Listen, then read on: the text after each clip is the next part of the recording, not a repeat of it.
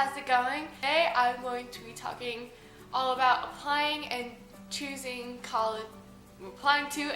colleges since I have graduated high school. And just to let you know, I will be attending the University of Georgia starting this fall, and actually I leave for orientation tomorrow, even though we're going up the day before and it's just less than 2 hours away from here. So yeah, let's just start off with applying to college.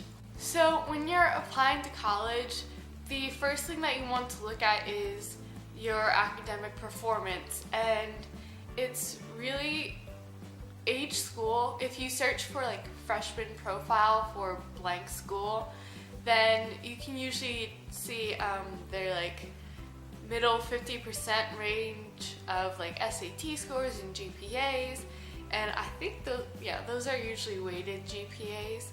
But most schools calculate their own GPAs for all their applicants, just so because there are some schools that do their GPAs on a 13-point scale, which is just crazy. My school does the 4.0 plus if you get 100 in an AP class, it's a 5. So it's on a 4.0 scale, but it can go as high as a 5, even though it never gets that high.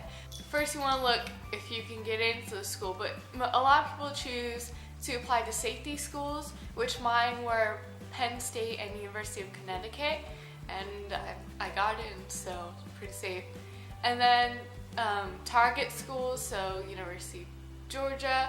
It was kind of my target schools were kind of safe, but it's still pretty competitive, so it's also a target. But I felt good that I would get into these places. So University of Georgia, oh yeah, and reach schools, which for me would have been Vanderbilt. University of Florida was kind of a target, kind of reach, only because I think it's something 8. I could be totally wrong, but I think 8% of people who go to University of Florida are out of state, because there's this weird law in Florida where it's you have to accept at least this number of Florida students, and it just leaves very little room for out of state. But being in Georgia, it means it was really hard for me to get into University of Florida, which was my first choice school, and I actually got in, and that was the first school that I found out that I got into, and I was just so excited. But I'll get to why I'm not actually going there later.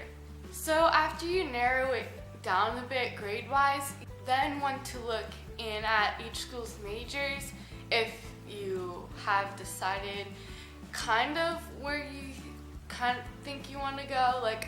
My ultimate goal, I don't know, I'm ahead of the game. I know what I want to be, which a lot of people don't. And on the average, people change their majors in college 5 times in the US, so it's all good. But I know that when I grow up, I want to be an aquatic veterinarian. So I'm looking more at the biology side, maybe wildlife, maybe sciences. That's kind of where I want to go. I just want something more specific than biology, unless you're undecided, because you could also do that, and then you don't really have to pay attention to this part. And then after that, geographic region, I didn't really care how far away college was. My parents did want it to be close, and I ended up going to the second closest school that I got into. You might want to stay really close to home. In-state is always cheaper if you go to an in-state public university, of course. I applied to schools in California, to Florida, to Connecticut. So I'm cool wherever I go. And then try to figure out what else you want. So I wanted a good cheerleading program that I knew I could get on, or I felt confident in my skills that I could get on, and preferably the competitive team over sideline. Another thing that was important to me was the presence of Greek life, whether big or small, I don't care, which pretty much every school has, or at least a lot of schools. I wanted big school spirit, so that would probably cut out a lot of smaller schools for me, which I didn't really look at. So preferably a big football program. So every school that I applied to was big in sports, especially football. Except University of Connecticut's more basketball, which is fine because their basketball thing is huge, and that totally would have made up for kind of a lack of football. So just find out what you want in a college, and that will definitely narrow down your choices. I applied to 9 and I did get rejected. I got waitlisted for one, which I thought I would get rejected for that because I didn't meet all of the requirements. And then I got the year later thing from tech, and then I got into several. So yeah, that's good. Okay, so for the application process, there are 4 main things that will make you look good to colleges that you can start working on as soon as you start high school or whatever. The first one is academics, so grades, course rigor. So you do not have to take as many as I took, trust me. I took a total of 12 AP classes. It doesn't have to be like, oh, because my school only offers 3, even though I'll only take 3, like, they'd be like, oh, he only took 3. Part of the thing that schools have you do is send in a thing from guidance counselor saying whether or not you took the most rigorous courses you can in your school. So if your school offers 3 APs and you take all 3 of them, then they're like, wow, this kid, and APs are like college level courses, like if you do well in the final like exam that almost everyone who takes that course takes, then you could get college credit, which saves you a lot of money.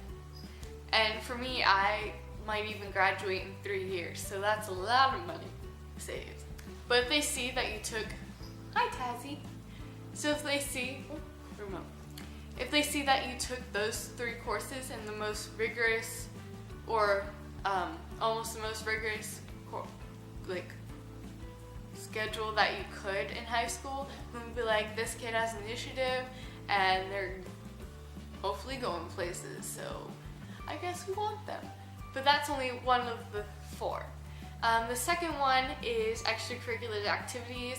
And in that category kind of follows athletics, so if you play sports, any sports for your school or not your school. I did all-star cheerleading outside of school.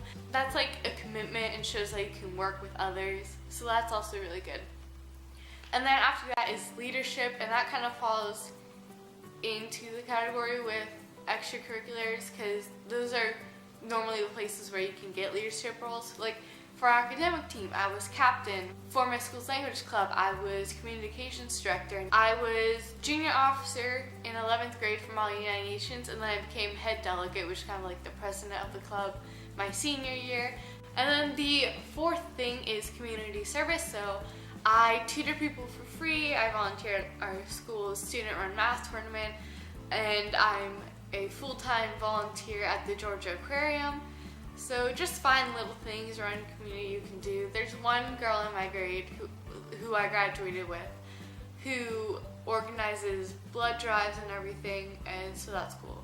And now on to the final part of this video, which is choosing your school. To be honest, the hugest factor that kind of for like 90 to 95% of my decision and was my final deciding factor was money.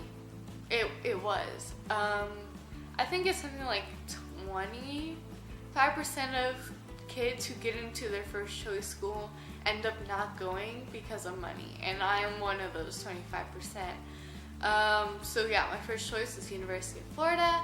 I got in. I didn't really get much financial support from there, and with Georgia, I was one in state, so that shaves off about $20,000. And then Georgia has this awesome thing called a Hope Scholarship, which saved thousands more dollars. Yeah, it basically came down to money. University of Florida and UGA both had great majors for me. So Florida was marine sciences with a focus on conservation and resource management, and then UGA, I am majoring in fisheries and wildlife with a pre-vet emphasis. Also, when you tour a college, just like if you toured the school, I toured Florida after I was accepted, and I toured UGA before and after I was accepted. So when you tour college, just see if you like what's around you. If you see yourself going there. I know for UGA, like, University of Florida is beautiful architecture, but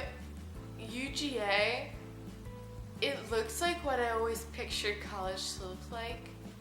And for some reason, I really love that about it, because it just has like the brick buildings and the greenery everywhere and the huge football stadium. I love it. I love it. I love my school. I'm so happy, even though it is my second choice. Saving the money does kind of make you happy. Also, when you're considering college, look at the type of campus that you want. If you don't care, then you don't care. But like, I didn't really want like a city campus that was spread out throughout a certain section of the city, like Temple or Drexel or Georgia State University. Georgia Tech's a city campus, but it's like the area that Georgia Tech's in is like all Georgia Tech. There's nothing else. I mean, there might be like a Waffle House or like food places, but like any college campus. So that's like a different kind of city campus. I was cool with that kind of campus.